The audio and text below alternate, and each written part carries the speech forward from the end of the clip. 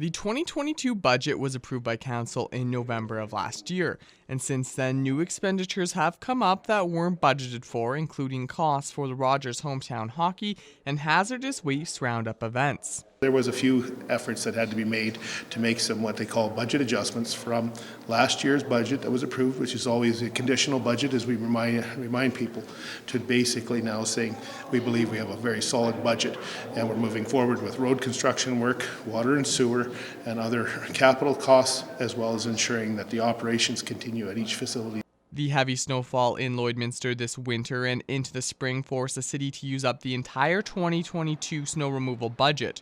Now over $700,000 will be moved from reserves to cover any additional snow removals that may be needed in November or December.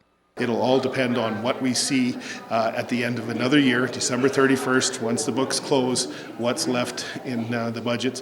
By no means people go out and spend the budget to zero.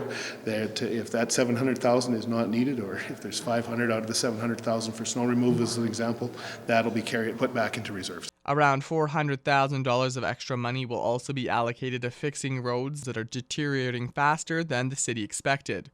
This past spring, a lot of people identified more potholes, and we certainly saw those as well.